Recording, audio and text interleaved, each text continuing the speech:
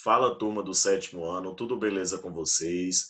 Bom, gente, está iniciando mais uma videoaula da gente de geografia, ok?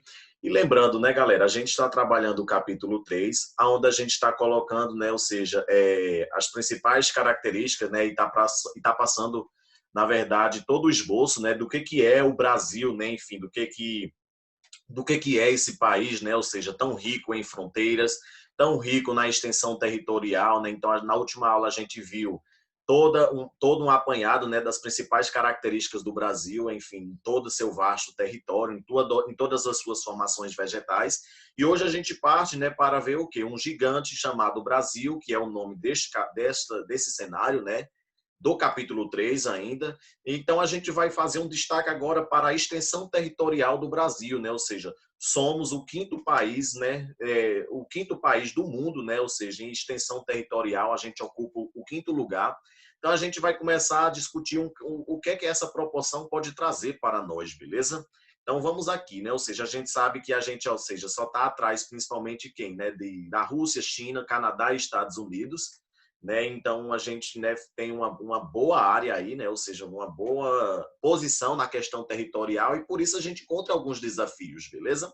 Que a gente até também já discutiu nessas aulas, enfim, desafios, né? Ou seja, na questão da distribuição da população, distribuição do escoamento de produção, né? Ou seja, por exemplo, cada vez mais uma integração, né, entre as pessoas, entre a população de uma cidade, de uma capital, enfim, com outras regiões, né, para que a economia possa se movimentar e tudo mais. Então a gente vai começar a ver, né, ou seja, por que o Brasil ganha essa expressão, né, de Brasil, país, continente, ou seja, justamente por conta de sua grande extensão territorial, beleza? Então vamos aqui discutir um pouquinho, né, sobre, né, esse gigante chamado Brasil.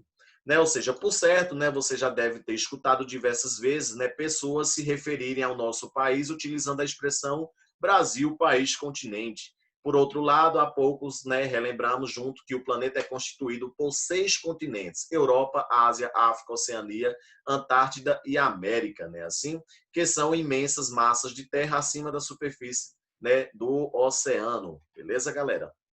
Então vamos aqui, né? Ou seja, a gente sabe muito bem, né, que tipo a quantidade de terras, ou seja, esse mapa, né, perfeito que a gente tem do Brasil hoje, né? Ou seja, como a gente vai ver aqui, por exemplo, né? Ou seja, esse mapa assim com todos os estados, enfim, com todas as unidades administrativas formadas, enfim, com o estado do Acre, Amazônia, Roraima, Rondônia, todos esses estados formados, né? A gente já discutiu, né, ou seja, tanto na disciplina de geografia quanto de história, que o Brasil ele foi tendo um processo, né, cada vez mais de ampliação do seu território, né, ou seja, um dia as terras do Brasil já foram, enfim, divididas em capitanias hereditárias, né, assim, onde a gente tinha as terras, né, doadas aos donatários, enfim. Então, um dia já foi apenas aquilo, né, e hoje é o tamanho do território que a gente tem, né, ou seja, a gente ocupou bastante as terras que eram da gente, ou seja, a gente começou a fazer acordos diplomáticos, né, com os principais países da América do Sul, cada vez mais alcançando territórios para assim formar o grande Brasil, né? A ampliação de terras, né, que hoje constitui o Brasil, foi fruto da cobiça portuguesa e obras de missionários, bandeirantes, criadores de gado, militares e colônios, né, que, rompendo o limite do Tratado de Tordesilhas, levaram o domínio lusitano aos territórios espanhóis da América. Então a gente sabe, né, ou seja, que antigamente tinha uma linha, né, que era a linha de divisão, aonde tinha terras pertencentes a Portugal e à Espanha, né? Então, por exemplo, o Brasil era praticamente este pequeno pedaço, né? Ou seja, mais destacado em lilás, né? Como traz os dois mapas para vocês. Então a gente tem aí, né? Ou seja, uma ampliação, né, galera? Vontade de espirrar, meu.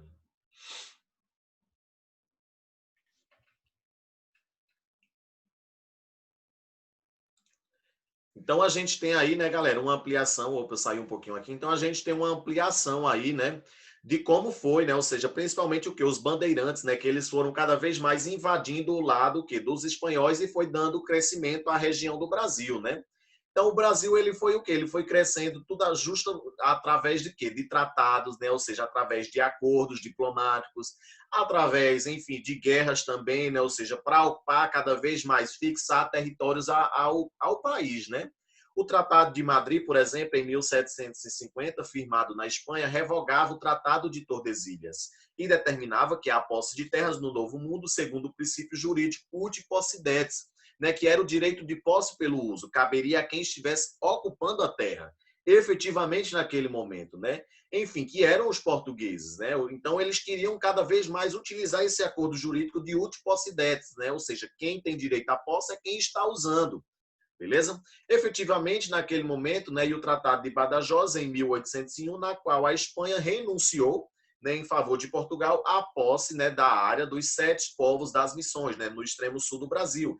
Então, vocês podem observar aí que existia, né, praticamente o que? Existia uma guerra muito grande, né, entre Portugal e Espanha, porque, né, ou seja, Portugal queria a porção de terras para ele e Espanha também queria a porção de terras para eles também, né? Então o Brasil foi praticamente criando o seu território, né? Ou seja, ampliando o seu território que a gente tem hoje na formação através de tratados, né? Através de acordos diplomáticos. Quando eu falo em acordos diplomáticos, né? Ou seja, é quando os dois países fazem um acordo, né? Entre si, diz não, você vai ficar com território e tal, então vocês vão ter que me dar isso aqui, né?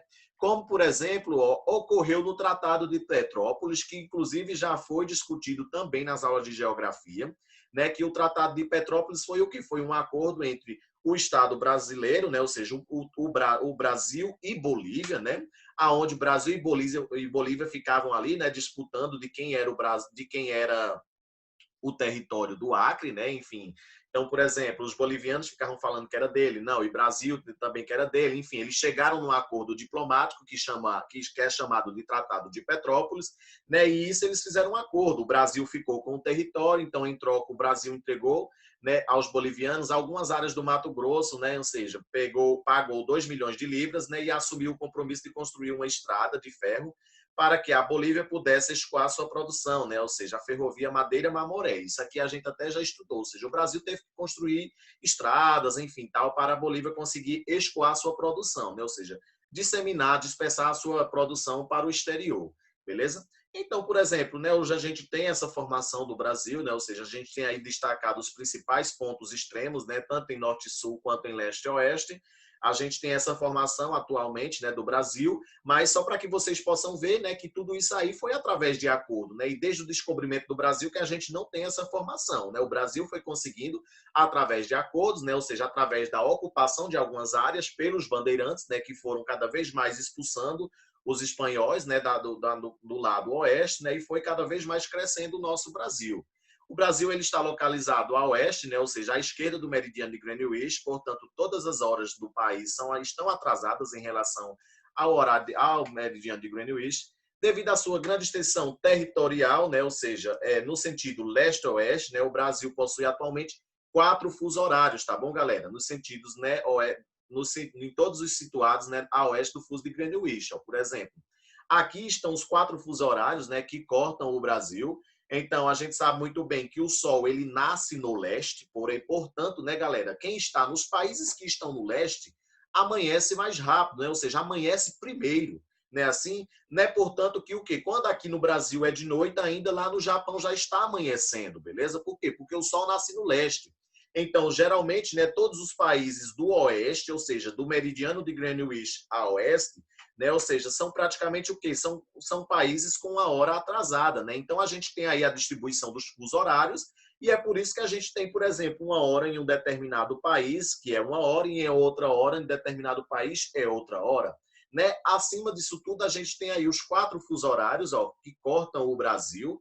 Então a gente tem o horário de Fernando de Noronha, né? Ou seja, que é 2 horas atrasada em relação ao meridiano de Greenwich. 3 horas a região centro-oeste, né, que pega boa parte aí, o horário de Brasília. 4 horas, né, ou seja, estados como Mato Grosso do Sul, e 5 horas atrasados, né, a região do Acre, tá bom, galera? Então, a gente também tem aí, né, a distribuição dos fusos horários, né, do mundo inteiro, né, ou seja, a gente sabe que eles são organizados assim em fusos horários, tudo direitinho. Ali tem o sentido de movimento de rotação da Terra, né, que é de oeste para leste, por isso que as horas chegam primeiro lá e aqui é um pouco mais atrasado, tá bom, galera? Então fica aí o exercício para vocês, né, que é o exercício da página 88 e vocês resolvem essas questões, tá bom, galera? O procedimento de enviar vocês já sabem, né? Envia para o meu e-mail ou para o meu WhatsApp, tá bom, galera? Grande beijo em todos vocês. Essa foi a nossa videoaula de hoje. Tchau, gente.